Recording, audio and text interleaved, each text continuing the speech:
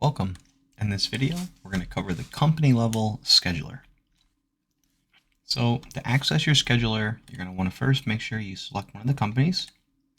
You'll then navigate to the settings menu, and you're going to tap onto scheduler.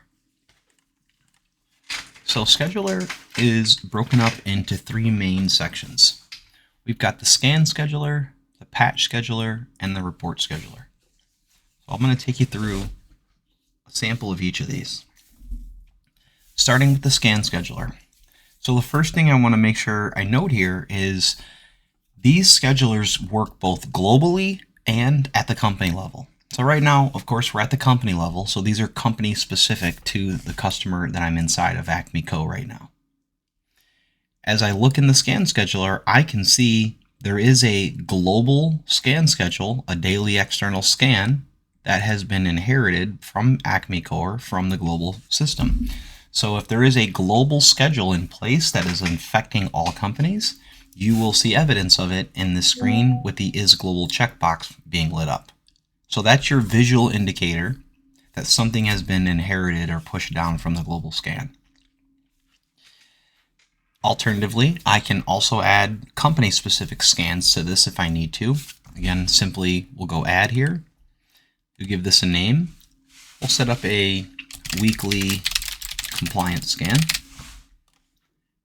We'll use our scan type. This is where I'll see all the different scan types from ConnectSecure. I'll choose our compliance scan.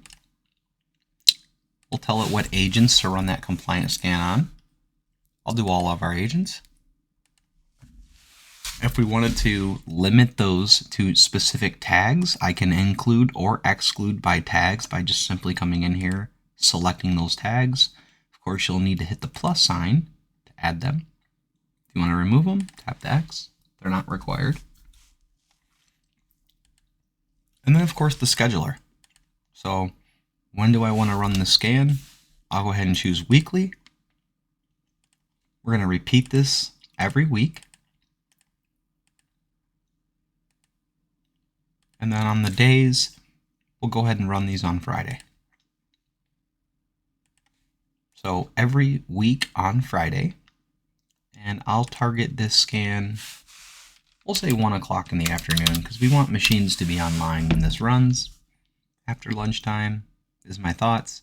And then when to end the scan after, is it never end until we delete it, or until a certain date, or after a certain count. I'll just go never, and I'll save.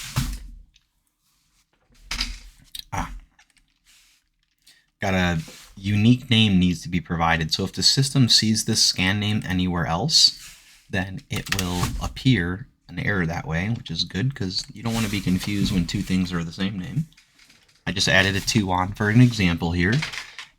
As you see, now that scan shows up and the Is Global is not set, and that lets me know again that this is a company-specific scan scheduler on the screen.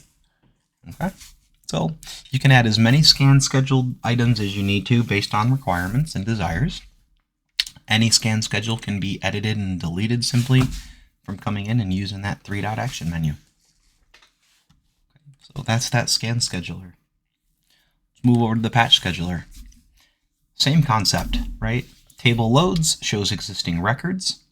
If I want to remove any records that are at the company level, I can use that 3-dot action menu to simply click delete and go yes. That'll clear the table. I can also check the box, use the global, delete, yes, clears the box. Okay. If you wanted to add additional schedules here, I can go ahead and say add. And patch scheduler is broken up into 2 styles, application patching and OS patching. Application referring to the software that is not part of the operating system. OS is referring to the operating system patches, security updates. If you want to do both, then you need a patch schedule for both. You need to basically have 2. I'll go ahead and set a sample one up here for application.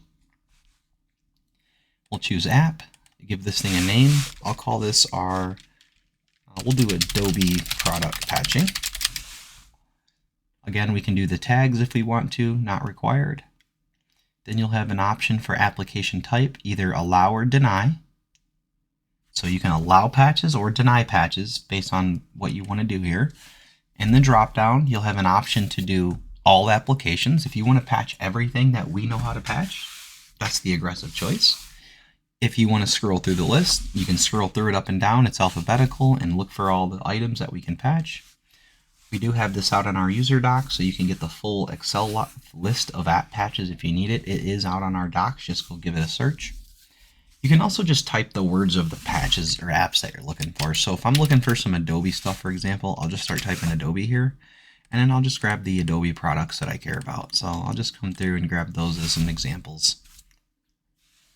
And once we've got our list built out, again, when can I run these patches? So depending on how aggressive or what's been communicated for patch schedules and policies with your clients, you'll choose accordingly. You might do it every day. You just need to provide the patch window, open, start and end time. So if a machine's online in this window, we're going to patch it. I'll just go ahead and do a weekly setup again. I'll do every week. And we told the client that we would always patch Tuesdays and Thursdays. And again, we'll open the window from midnight to 11:59, so all day basically. And we'll save that. And there would be another example of a patching schedule put in place. So that would automate the installation of any patches that had been detected as not installed. Okay, so that's our patch scheduler. Last but not least, the report scheduler. Again, same style that we saw earlier. You can build them at the company level, indicated as is global no, or at the global level. If it's coming from a global, it'll say yes. Same thing as far as removing reports. You can use the options here, global to remove. This will get rid of them. Table will refresh itself, or you can use the reload. Okay. If you need to add new, just tap the add button. Same concept again. Give it a name. I'll call this our weekly compliance reports for CIS. Select an integration. An integration is required to use the report scheduler.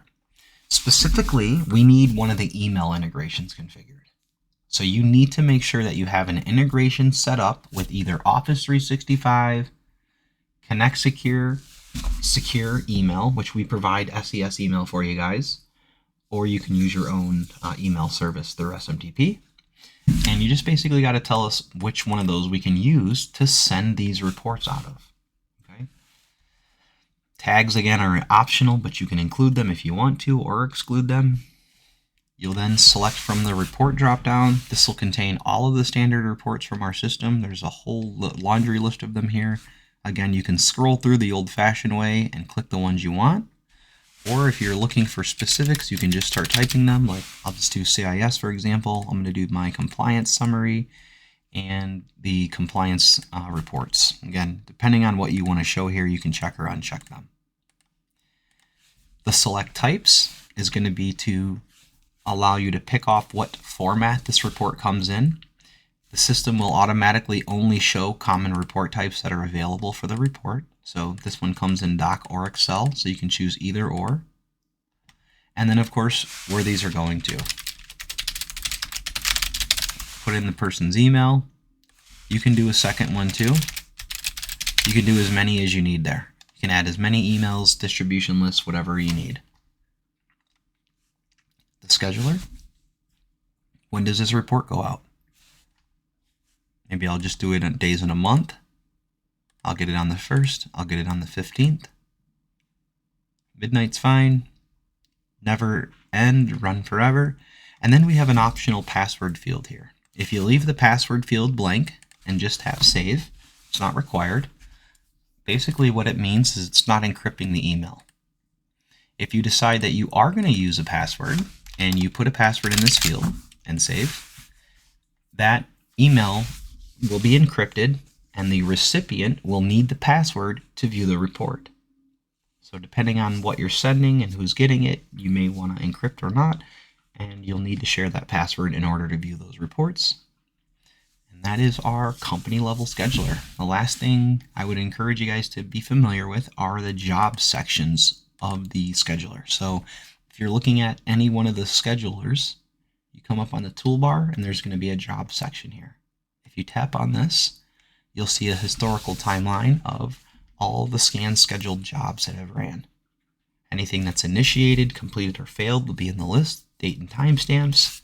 You can then tap on the date and timestamp to get additional information about what was done during that scan. And you can download the results of those using the download arrow there. So it's scan schedule jobs, same with the patch jobs. So if you go to the patch scheduler and then hit the patch scheduler jobs, this is going to show you any patch jobs that have been ran or that are pending to be ran. And again, I can tap down to see additional details. Looks like Google Chrome's got a update getting ready to run, taking it to the latest version. And then last but not least, your report scheduler jobs to show any reports that had been delivered, where they went to. Again, you can tap to see details. If something is failing like this, no data available means there was nothing in the report. That particular report was blank, so there was nothing to send. If it does send successfully, you'll get an email confirmation like that. Okay, so again, that is our scheduler. As always, when you're in app and you're on one of the modules, if you click on this help link, this will drive you to our documentation page for the scheduler at the company level. And here you'll find additional information and details, how-to, some best practice guides, and I've also got some recommendations on scan schedules and things like that. So if you're looking for additional info, tap on the help link, come to our docs. If you need additional info that you can't find here, get in touch with the support team. We'll get you some help and we'll get that information published.